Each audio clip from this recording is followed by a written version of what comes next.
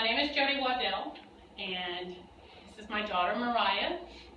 She is number 3 of 5 kids. My husband and I have been married for 25 years this year, and our oldest is 22, our youngest is 10. So we have a pretty wide span. Occupationally, I am an accountant. Sitting is not going to work. I'm an accountant by trade. I'm also a realtor. My husband has his own realty business, and so I do that in the evenings when I'm not accounting, and I'm usually accounting anyway. I'm an aspiring writer, and we're homeschool educators. We chose homeschool because we felt like we didn't have another option. My background is my parents put me in public school. I went to a very large high school, and I finished in the bottom third of that group. And I really did think that I was a very bad student. I didn't think that I was very smart, nor was I very confident in myself. And as you will hear, that wasn't true at all. I can't say that it was entirely the school's fault. Part of it was I was immature. Part of it was I was insecure. Part of it was, I just hadn't discovered who I was as a person. That played a lot in my schooling, but the school didn't help.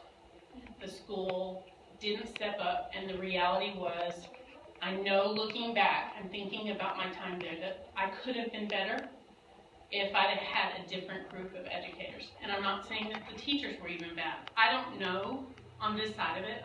I have friends who are teachers, public school teachers, and I know that it's very difficult to be that teacher. But I will say that the public school system failed me. I graduated. I have a diploma from high school, but I did not walk with my group.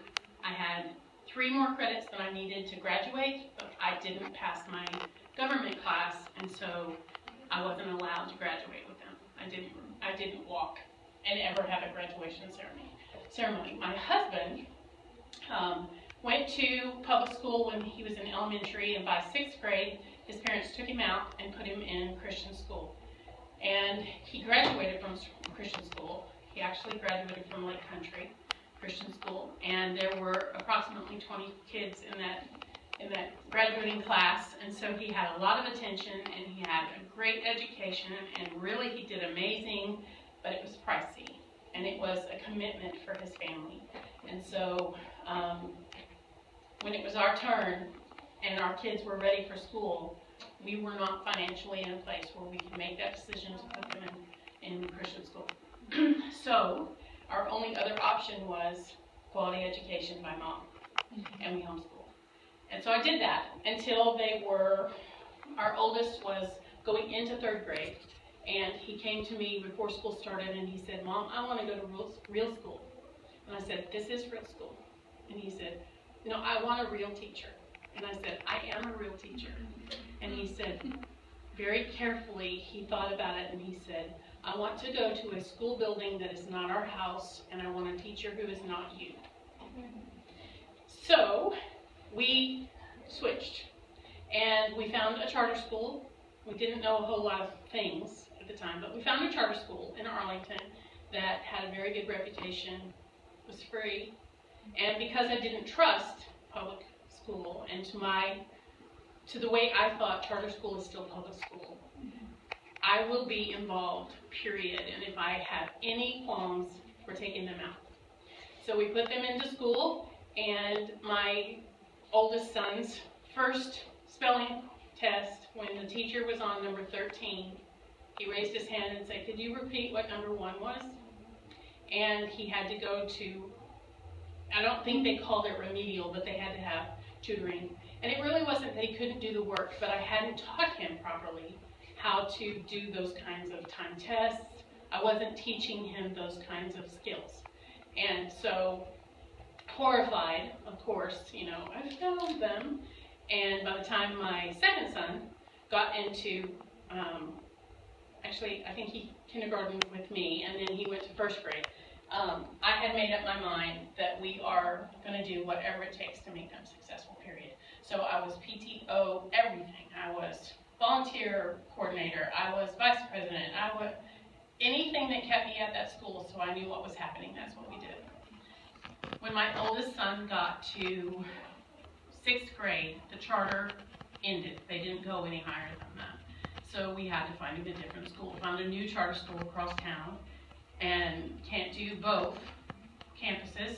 So we moved everyone and got them enrolled in this new school who came from a solid background, but they were brand new and they were behind schedule. And so by the time school started, they were way behind schedule. So my second son in 5th grade said he hated school. He asked me if he could drop out, and he kept having to go to what they call enrichment after school. What I found out was enrichment was detention.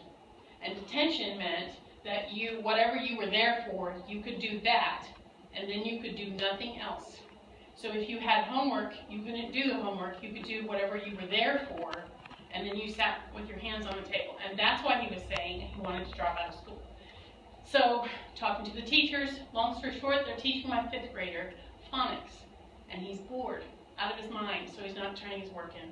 My husband and I had a long conversation and decided that's it, we're done with charter school. And so we took him out, and we converted back to homeschool. Although things in our life weren't at the place where mom could be there, and so just transition, things happening.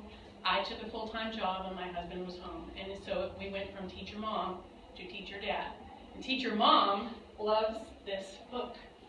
It's called The Well-Trained Mind. Anybody hear this book? I'm very literal. I'm an accountant. It's black and white and sometimes red. But I'm very literal. And so when I started teaching, I asked somebody for help. She said, come with me, we'll go to the store. She picked this book up, she put it in my hand, and she said, this is your homeschool Bible. You do everything that's in this book and you'll be fine. I love this book. I don't use this book anymore, but I'm never going to get rid of this book because this is my homeschool Bible. But when my husband took over, he said, I have a homeschool high schooler, a homeschool middle schooler, a homeschool elementary kid, a preschooler, and a newborn. I can't do this the way you do this. And because, I like books, I like paper, I like projects. And he's like, I can't do this. And he said, the only way this is going to work is if you let me find something that works for me. And so we switched. We switched on Schoolhouse, Alpha Omega, and computer-based. We went computer-based. He could function with that. The computer roughly kept everybody kind of in where they're supposed to be, and it worked for us. It was the perfect answer for us. I've learned enough over the years. I have family members who homeschool. I have friends who homeschool, that there is no homeschool equation. There's no one perfect homeschool equation. There is your homeschool equation. And so what I'm about to talk to you about today may or may not work for you. Pieces of it may work for you. You just have to figure out how to adapt it. So my sister-in-law was all into, now I can't think of what they're called. I'm going to call them enrichment, where she did homeschool groups, and they learned to sew on this day, and they did home ec on this day, and they did art on this day, and they did lots of that. We couldn't function that way. We couldn't keep up with it all. 5 kids, and work, and a house, and a business, we just couldn't keep up with it. So we focused on what we felt like was the most important thing, which was reading and writing arithmetic. We stuck to the core things. My husband is a fabulous cook, and so he said, I'll teach them to cook. They don't need to go outside.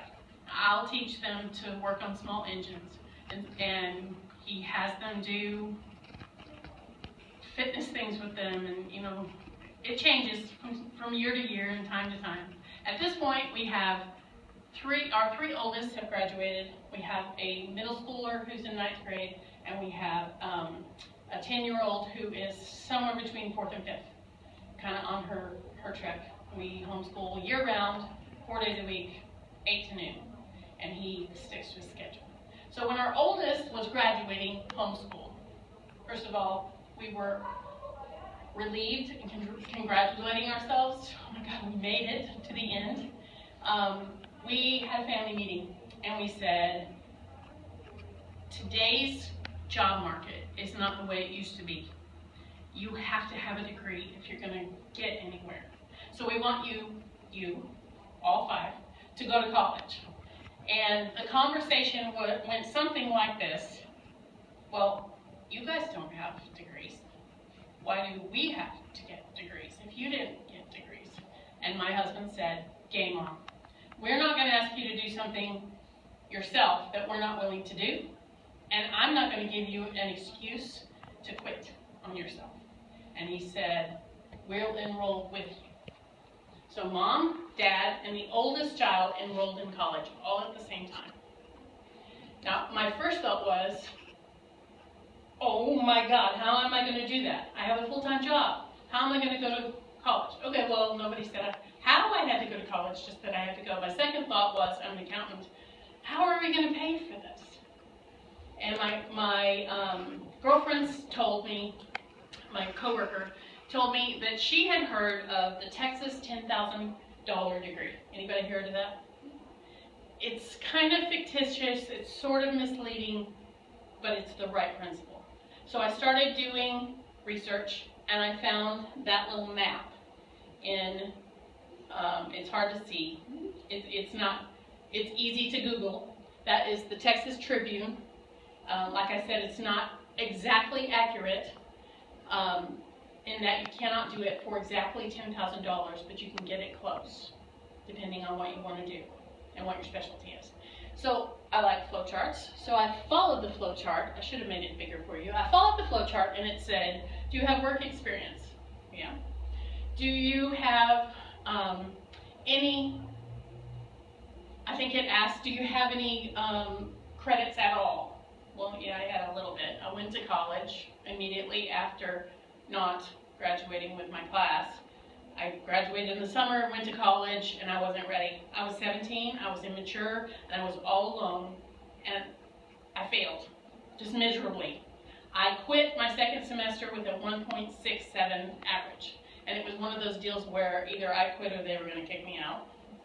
So it was good for everybody. So anyway, yeah, so I followed it through, and what it said was, if you go to a community college, specifically it said if you go to Tarrant County College and you get your associate's degree, Tarleton State University has an agreement to accept that associate's degree in full, and you can get your bachelor's degree with them for $10,000.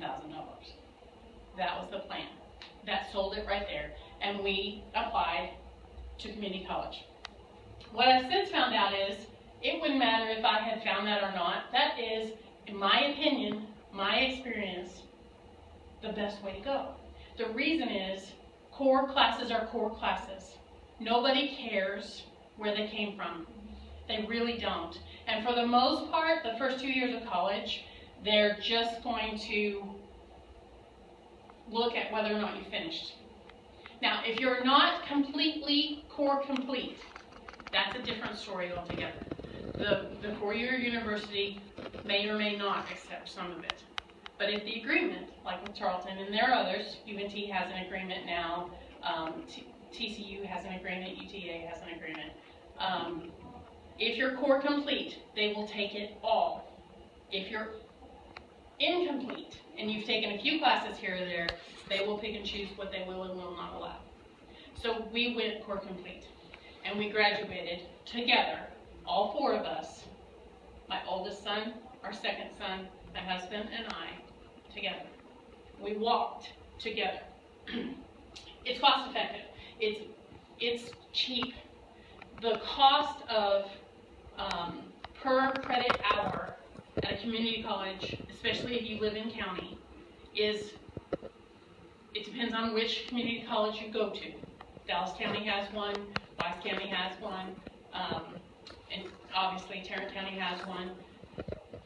It depends, but it can be 50% of the cost for the same education. and for the experience. And we didn't know about the experience until after we got there. We're business people. We don't like science. You do what you got to do. I don't like math. I'm an accountant, but I don't like math. I still had to do college algebra. It's just part of it. But I saw this flyer in the hallway that talked about get all of your sciences for your associate's degree in one semester with one trip. And we had started, I don't know exactly when, but we had started a ways back. We changed our philosophy as a family and we started saying we can't go to college. We changed it to how can we? How can we do this? Anytime we're faced with a problem, we ask that question first, how can we? The I can't scream at me, I can't, I don't have that much money. I can't, I don't have that much time. I can't, but if we just stop and look for how can we? So I will tell you that we did take on some student loan debt to do it, and I would do it again. Here's why. We went to Hawaii as a group, but we went as a family, the four of us. And we studied marine biology. Actually, we studied environmental biology, but because we're in Hawaii, most of it is sea life. So we got to go on the reef. We got to collect, that's a monk seal. So we're not allowed to even look sideways at him. He's protected. He gets a beach to himself if he so desires. But we collected marine life from a reef. I had never seen a mountain. I had never seen the ocean. I don't consider the Gulf of Mexico the ocean. But I had never seen a mountain. I had never seen an ocean, and I had never done anything like this. We got to pick up sea cucumbers, sea stars, urchins, and we studied all of them. We also got to study geology, which I will say of the 3 different sections was probably my favorite. We went to the volcano. We got to look into the volcano. We got to walk through the lava tubes, and we got to hands-on be in a volcano. I'm not saying you can't get that at a 4-year college. I am saying that you'll get it for a higher price. It was the most amazing thing we'd ever done. And we studied botany. And botany was very difficult for me, very difficult for my husband, because before you go, you have to do all the lab things and, talk about the cell structure and the plant structure and all that kind of stuff. It was the most difficult trip I ever took in my life, but it was by far the most rewarding. And we have made significant friendships. We have friendships on the island, and when we got to Kauai, we actually got to walk with Dr. Brian Yamamoto, who is very well respected with the University of Hawaii. He took us to the National Tropical Botanical Gardens, where if you and I were to take a leaf off of the tree, we would be in trouble. He walked us through there, cutting off fruit and cutting it and handing it to us. It was amazing.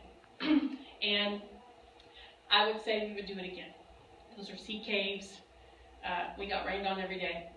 We ate peanut butter and jelly on the bus, and we rode a yellow bus. But we went to Hawaii, and we got to learn hands-on. So it was something that I can't say you can't get that anywhere else. You can. But whether or not you get it for that price and whether or not you get it as a family, that's up for debate. I would say we wouldn't. We graduated. We walked together. We graduated with honors. And not only did I graduate with honors, but I was inducted into Phi Theta Kappa, which is the honor society for community colleges. The girl who had a 1.67 average and finished in the bottom of her class. Education is important, but it's important how you give it. So I learned that there's more to it, and if we as parents teach our kids that there's the ability to do more, they will do more. My oldest son, who is here, will be 22 in a week or two. He is currently in the Fort Worth Police Academy, and his intention is to get his degree in psychology so that he can help first responders deal with crisis and trauma, specifically PTSD. And where he goes from there, I don't know, but he can't do both. He cannot be in full-time college and be at the police academy at the same time. So he's been given a temporary reprieve. The second son, Benjamin, is 20, and he intends to get his master's with SMU in game development. Now, as a mom, I'm like, games? Video games? Are you kidding me? But the reality is, video games are going nowhere. And it is part of, anybody ever heard of the flat world? My teacher made us read this book. I was not very excited about having a textbook and having to read a book, but I will tell you that this was the best thing I ever did for myself. And it was the best thing that I could ever do for our family. Let me read you something out of this. Remember I said I'm an accountant. The accounting profession is currently in transformation. Those who get caught in the past and resist change will be forced deeper into commoditization. Those who create value through leadership, relationships, and creativity will transform the industry as well as strengthen relationships with their existing clients. The author says, what you're telling me, I said to Rayo, is that no matter what your profession, doctor, lawyer, architect, accountant, if you're an American, you better be good at the touchy-feely service stuff, because anything that can be digitized can be outsourced to either the smartest or the cheapest producer, or both. Rayo answered, everyone has to focus on exactly what is their value add. It's happening at my job. It's already happened. Since I started college, it's happened twice, where they've laid off and they've sent jobs overseas. This is not a fear conversation. I don't want any of us to be fearful, but the market is not what it used to be. And so when my son says to me, I want to develop games, and I asked him, why games? He said, because I want to influence and I want to instruct, and the best way to do that is through gaming. He would not have said that had we not encouraged him to go to college. We came from a blue-collar family. That's where he's going. Our daughter is the next one. She's 17. She was dual enrolled as a high school student, and she did one semester that way, dual enrolled. She graduated early on her own account. She wanted to press hard for it, so she did. This spring, and next week we start, will be her second full-time semester in college. She's a 4.0 student. And she's in business major because she's not entirely sure what she wants to do. Although, because of the Hawaii trip, she's actually discovered that there are things called ethnobotany. Not that she doesn't want to be a botanist, but ethnobotany is how are plant material, organic material used by cultures. So, you ever had a seagrass basket? That's ethnobotany. Have you ever worn a necklace that had perhaps nuts or wood or something? That's ethnobotany. I can't remember, ethnobusiness, is that what he said it was called? I forgot. Anyway, long story short, she's discovered that she really likes cultures and people. And she might not, she hasn't made up her mind, decide to go that way. But would we have known that? Would we have known anything about that had we not gone to college? In my world, probably not. So back to, we're going to go to college. How the heck are we going to pay for college? Well, so FAFSA was our first attempt. Anybody know what FAFSA is? Everybody know? Pell Grant, pretty easy. It is income-based. I will say that I am aware that not everybody qualifies for FAFSA. My family members, husband and wife both have good jobs. They don't have as many children as we do. They don't qualify for FAFSA. Our situation with 5 kids, we do qualify for FAFSA. But what does it hurt to apply and see? And even if they gave you a little is better than nothing. We went, obviously there are scholarships, and I don't have a whole lot of experience with scholarships. We didn't apply for them. There's a special Texas one that's given to community colleges. I got a $500 scholarship for that. $500 is $500. Take it. I would recommend looking into what other scholarships are available. At our graduation ceremony, the keynote speaker was a doctor from the Houston area, an education doctor, doctor of. He told the story of a young man who knew that the only way out of his low-income neighborhood was through college, and so he set up a free GoFundMe account, and he began spreading the news. And so his friends and whatever, and I don't know how he did it on social media, would put in a couple dollars here and a couple dollars there, and he had a part-time job doing something, but by the time he got to college, he had enough, one semester at a time. He paid for his college through a GoFundMe account. I think that's brilliant. It's thinking outside of the box, and it's doable. We didn't do it, but somebody did, so it can be done again. And obviously, there are student loans. That is, in my opinion, last resort. Did we take that experience in Hawaii? Yes, we did. Would I do it again? Yes, I would. But I'm a junior in college with very little student debt, and I'm okay with that. So obviously, investment savings. There are the Texas education funds that you can start early. You guys all have middle schoolers, so it might be a little bit too late for us unless you already have one. It was too late for us, so it's all out there. When we enrolled, we were a little nervous the first time. What's going to happen? My first thought was, remember what happened when you put him from homeschool in 3rd grade and the teacher had to put him in those classes? How is this going to work in college?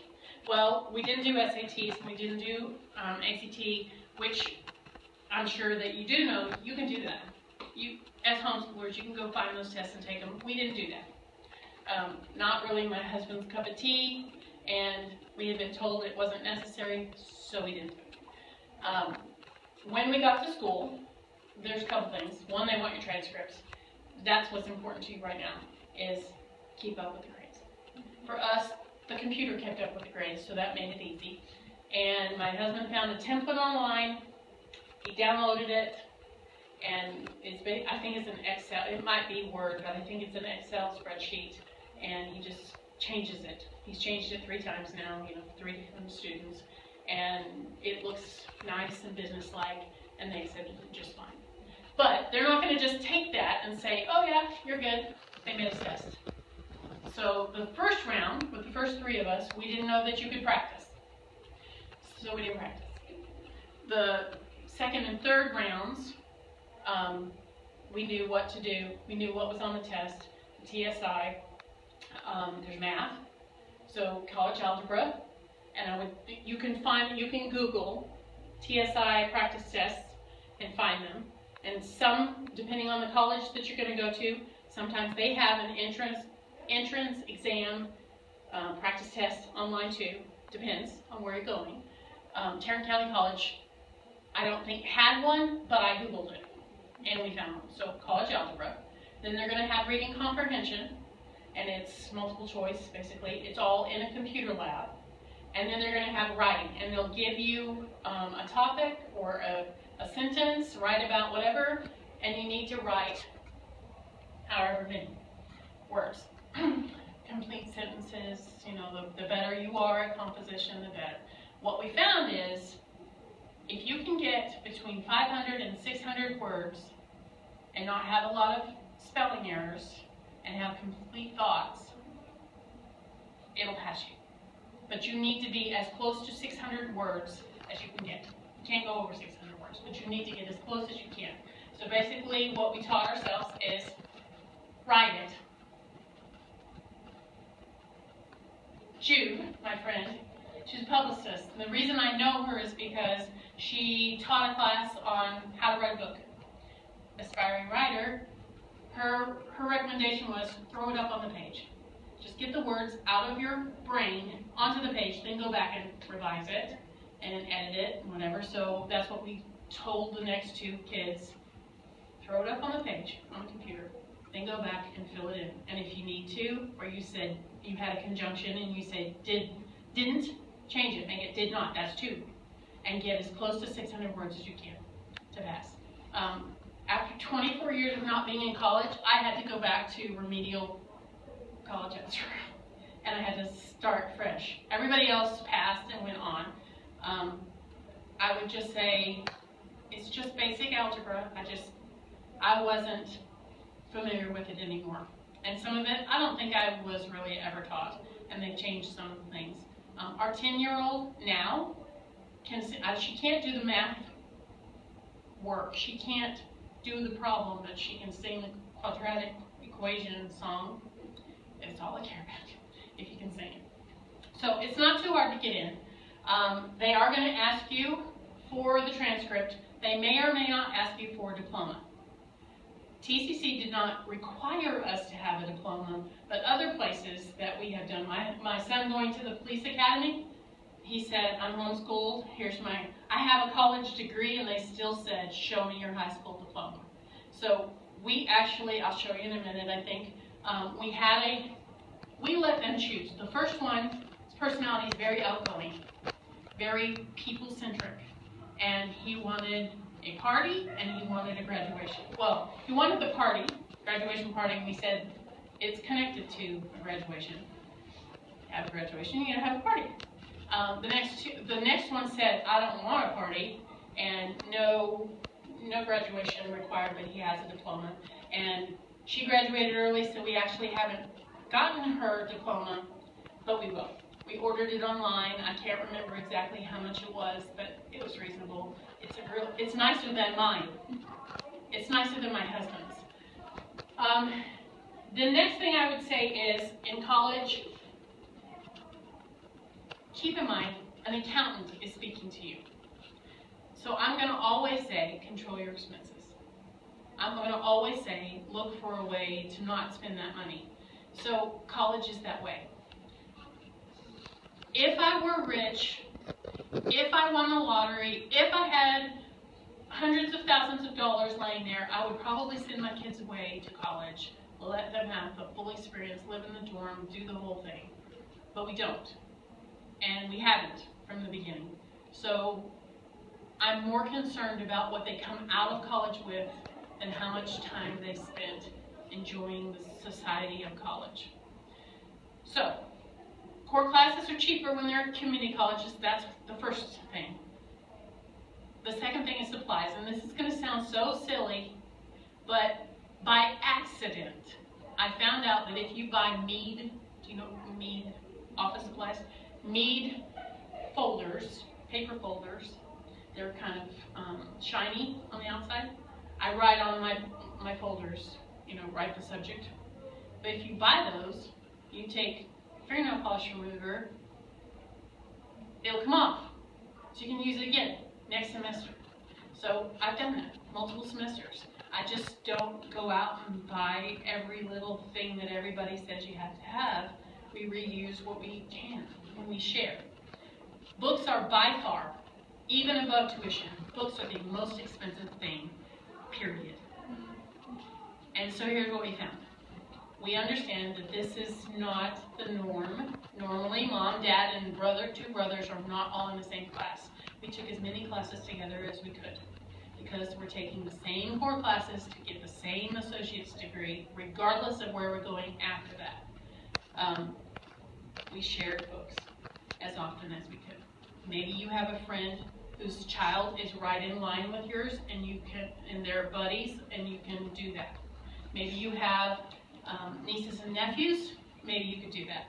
Maybe you go back to college with them and you do that, but share if you can. The other thing we found pretty early on is that not all professors, they will always say, this is the book, you register, and then they send out the deal, and here's your syllabus. This is the book for the class. So first couple semesters we bought the book, and then we found out you don't need the book. He's never going to use the book. So we learned to talk to students in that class from the previous semester, find out whether or not they use it. Now, sometimes you don't know who those students are, so there is a site called RateMyProfessor.com. You cannot use that as an absolute guide, because there are some students who just want to skate by and they will write on there so much homework. Really, it wasn't that much homework. It's just that that was their interpretation. He's so strict. What he meant was he wants you there when class starts. That's not strict. So you have to read between the lines. You can't take everything they say. But specifically, search through there and find out whether or not he's going to use the book. And if you can't find out, and the teacher hasn't sent anything prior to the first day of class, don't buy the book. Go to class and then find out. Now, that would totally freak me out. So I have a habit of emailing after registration is closed, before class starts. Professor, I'm in this class, blah, blah, blah. Do I really need the book? And half of them will write back and say, yes, we're going to be using that book a lot. I took an accounting class. Accounting is required for a business major. So I took that early on. I bought the accounting book. My teacher used it every single class. Last semester, my husband and my second son and Mariah all took accounting, and that teacher didn't use a book at all. He made his own little workbook out of copy pick, made copies, and that's what they used. So my book was $200. They didn't use it at all. So I'm just saying, find out before you buy the book. Buy them used. I had a teacher my first semester tell me that she never, ever, ever, she said it that many times, never, ever, ever bought a brand new book. She always bought the used book and she would flip through them in the bookstore to find out which one had the most highlights and the most handwritten notes in it. And that's the book she would buy, because those are the things that will be a subject matter preference. They're the teachers, all teachers are different, but that's something important or they wouldn't have marked it. And so it came helpful to her. I started doing it. I like it. I like writing in my books. Anyway, so I'm good with that. So used will save you some money. At Tarrant County College, unfortunately, they know the book game. And they have several packages that are only Tarrant County College. So you have to find somebody at Tarrant County College the next semester who needs that book, unfortunately. But they're around. We join groups on Facebook to sell and trade and swap books, and we spread word of mouth. I use Amazon. Yesterday, I sold her literature book from last semester. The key is to get them listed as quickly as possible after the last day of semester so that the incoming class can find the book. I sell 90% of my books back on Amazon and ship it back out. So I'm recouping costs. Shop Smart, Compare. Sometimes there's places like Chegg who has textbooks. There's textbooks.com. They're not Barnes & Noble, and it varies. There is no one place that's the cheapest. I tend to end up at Amazon, but I have a Prime account so that I'm not paying for that. Textbooks are not light, so I'm not paying for that shipping. That's just me. And resell them. It is important that you choose a system. And it's going to be important that you learn to teach your child a system now. Now, this is key in our family. We have 7 people, and no 2 of us are exactly the same personality type, thought processes. Anybody heard of Myers-Briggs personality types? None of us are exactly the same, and so we all do things a little different. In high school, I didn't know this about myself. I'm visual. I'm a visual learner. I'm also hands-on, but I'm visual. So I brought this to show you. It's not a good example. This is my work offers us calendars, planners. This is my calendar. This is my last semester calendar. So for me, see how certain things are a certain color? I mean, one class is one color. And I assign one color throughout the whole semester. And I write everything down. I have a full-time job. I have, in the past, missed a test because I was at work and I completely forgot because I didn't check my calendar. So for me, this works. And this is kind of like my new Bible. For my second son, this doesn't work at all. And this makes him absolutely crazy because he starts stressing out over this.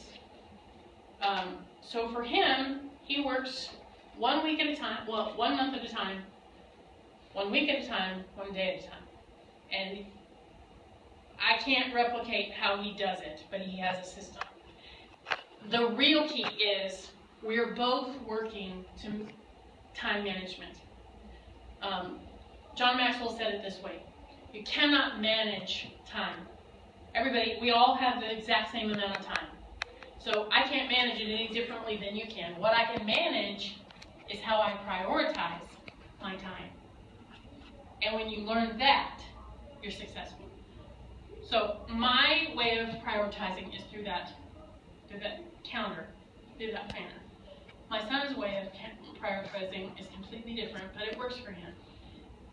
You've got to start stretching, and instead of you telling them what needs to be done this morning and today, you need to give them bigger chunks and start letting them prioritize what needs to get done. It would be better for them to fail with you at not getting an assignment turned in on time than it would with a college professor. Most college professors are pretty black and white. This is the due date. You're a college student. Either do it or don't. I'm not holding your hand. There are a couple. She had a English teacher who said, I had one last semester. I had an organizational behavior teacher who said, there are no due dates. Here are the assignments. See you at the end. For me, absolutely freaks me out. I cannot function that way. The reality is, my son and my husband took that same class with me. They didn't do it up at the beginning. They waited till the end. They got everything done. We all have good grades. Their way worked for them. If I had tried to do that, I would have been so stressed out that I would have been a basket case. So the reality was, I said, I have 8, okay, 2 here, 2 here, 2 here. And I broke them up, and they're in my planner. And I stuck to that, because that's what works for me. It didn't work for them. But you have to start teaching them right now how to do that. Whatever works, research it. Figure out if they're visual. Figure out if they're auditory. If they need to hear, if they need to put it on their phone to where it pops up on Monday morning and tells them what to do. I don't know. I don't know what the answer is. You have to find the answer. But in order for them to be successful, you have to teach them to do that right now. And the next thing is, college is all about, successful college students are all about problem solving. So if you teach them, remember I said that it comes down to, how can we? We stopped saying, I can't. We started saying, how can we? That doesn't mean that we always find an answer for every single time. We don't always find the answer, because sometimes our brains are just locked up in the box. We just don't know how to get out. But the how can we fixes things. So there have been times where we have a paper to write. How can we? This book and another book. Originally, my thought was, I only have time for work and homework. How am I going to read this book too? So the how can we answer for this was, I found the audiobook. I bought the book, and I work in a job where I can listen to the audiobook while I work. So all of this is me listening with the book sitting over here, and he'll say something that's important. I stop the audio, I find it in the book, and if you flip through this, you'll see that I have time notes. Like the audiobook is so many hours long, so I have a note that says this is 1 hour, 15 minutes. I have time notes. That was the answer for me. I had to write a paper on this, so I have to know what it says, and I have to be able to cite it, you know. So I have to know where it is. I can't just go off the audiobook. It's not cheating. I did read the book. I just read it differently than someone else did. So how can we will set them up for success? Jude, my friend, has a Facebook page called, this is the last name, she has a Facebook page called Texas Home Educators. She posts blogs and what have you. I found this on her blog. I'm not going to read the whole article. I'm going to read, it says 5 ways to prepare your child for jobs that don't exist yet. I'm going to tell you what these 5 are. Encourage your child to become a fearless learner. I think that in our family we did that by pressing them to go further and pressing ourselves to go with them. Teach leadership skills. Well, teaching them to prioritize and giving them the opportunity to do it on their own and giving them the opportunity to fail while it's safe to fail is teaching them those things. One of the things that happened is that in college, not only are we all honor students, but we are all now, you have to go through a series of things, but we were all inducted into the National Society of Leadership and Success. They teach leadership skills. Those are important for jobs. So teach them skills. Build their skills in teamwork and collaboration. So what if you let them help you figure out what next semester's schedule looks like? That doesn't hurt anything. And teach your child to code. That was a little scary for me. I did have to learn to code in one of my classes, and I went to he's not there anymore. I went back to the game kid and said, okay, Mr. Gamer, I can't figure this out. And so I can basically change colors and insert a couple of things, but it's code nonetheless. So just be willing to press them and let them go a different direction and let them do it their way and let them figure out what works so that they can be successful. That's all the advice I have. And I know that what I had to say doesn't apply to every family. So if you have questions and you want to ask me about your situation, I'll try and answer it and we'll see how it goes. Nobody?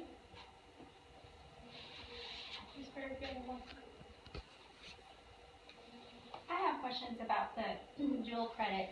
Mm-hmm. So did you guys start that the junior year? Is that when you can start with the community college? We've looked at that. I mean, we've had friends that have done that. I just don't know how to go about doing that. We found out about it through charter school, actually. We were going to move from this area to Wichita Falls and needed a charter school. And the one up there has an agreement with Midwestern State University to where every student at the charter school becomes a dual enrolled student with Midwestern State. And by the time they're graduating the charter school, they're graduating from Midwestern at the same time. So I had a little bit of information, but I didn't know how to use it here because that's their agreement. So when Benjamin, who is the second one, he's 2 years younger than the older one. When he was a junior, we went to Tarrant County and said, we know that this exists. How does it work? And they basically said, yes, he must be a junior. He must pass the test. He's got to do the TSI just like everybody else. But he can take up to 2 classes. And so he took a math class with us. And I can't remember what the second one was. And then the next semester, he graduated. So we didn't get it all figured out in time for him to have everything together. I know that by county and by school, it varies. Because obviously, Midwestern State is taking 9th graders. TCC, you had to be a junior. So it varies. Ask the registrar and ask the questions. When she had 2 semesters No, she had 1 semester. She was supposed to have 2 semesters, 1 whole year of dual credit. And she wanted to graduate herself. She pressed herself. And there was a timeline. She had to have been a graduate by a certain day in August, I think it was, in order to be enrolled as a full-time student. That was her deadline. And so she did. She just pressed in and got her schoolwork done. So she really was only a dual credit 1 semester. Still only could take 2 classes. You took an accounting and a what? I took a microeconomics and a English composition 1. Did you take English on your own? English was with Benjamin, the second son, and I took an economics class with my dad and also Benjamin. What they can take anything, but what we basically did was, because she took English, she didn't have. He turned off the English in Switchland Schoolhouse, so she didn't do English there. She did it at college. Right. That's how that works. I have a question. How do you find the information to find out what school, what a community college works with another, university, so that you make sure that you go to the right place? My opinion would be start at the end and work backwards. So I would, for us, we started with that flow chart. But let's just say I didn't have a flow chart. Let's say I wanted a medical profession. My son wants to be a psychologist. Midwestern State is a medical school. They have psychology. There are other schools that have psychology degrees, but that's a psychology school, or it's a medical school. So I would go there and say, we want to enroll here in 2 years. it's like the registrar's office or questions. Okay. Yep. And ask the question. And you might have to be transferred, but I would start there and say, we want to come here, but I want to come with an associate's degree from a community college. Do you have an agreement with any? Okay. And go there. If you live here in Tarrant County, go to TCC, tell them what you want to do, and ask them. Because like I said, according to the flow chart, it said Charlton, TCC in Charlton. But according to TCC at the time, and this is another thing that's helpful, we didn't do this intentionally, it just happened. We went to the advisor's office, which everybody has to go through the advisor's office, and we got one lady the first day, mom, dad, and son. And so we all go to talk to this lady. Well, she became our advisor, period. She was the advisor. We didn't talk to anybody else. I only want to talk to Alex. And Alex, we just email her and say, Alex, we need to set up a meeting. We'll be in on Friday. And she would just she puts time aside. I'm not saying that the other advisors could not help you. Yes, they can. But we're building rapport and we're building relationship. And you know what? She was at graduation with us. She volunteered to work that graduation so that she could be there with us. And that picture that I showed of us at graduation, she took that picture. This one, she ran down there, stopped us, and took that picture. Most advisors don't have a relationship that good. So having that kind of relationship, she knew exactly where to send us, exactly what classes we needed to take. She knew which professors were better than others. So build that relationship, it's important. And I'm assuming too, because it's in Charlton, do y'all live near Stephenville? You live out here, so did you do it all Fort Worth. online? Charlton has a Fort Worth campus. Okay. Mostly because of my job, I have been a full-time student with 4 classes or more from the first semester on top of my job. But most of them, we've done evening classes, we've done Saturday classes, we've done Friday, Saturday, and Sunday classes. Not all places have Sunday classes, but Friday, Saturday, and Sunday classes are called weekend college. But we've done them all online. I have to have some online in there so that I have flexibility around my job, because I do homework in the evening. I also understand that not all working moms have the same situation. My husband is home. He's the cook. He's a fabulous cook. He's the cook. He and the children take care of the household chores, so I don't have to. We didn't set out to do that. It just became that. And so I get it that every family is going to be different. It's not going to all work the same. But you have to figure out what works. Those relationships with the colleges are going to be very important. and something to go back to.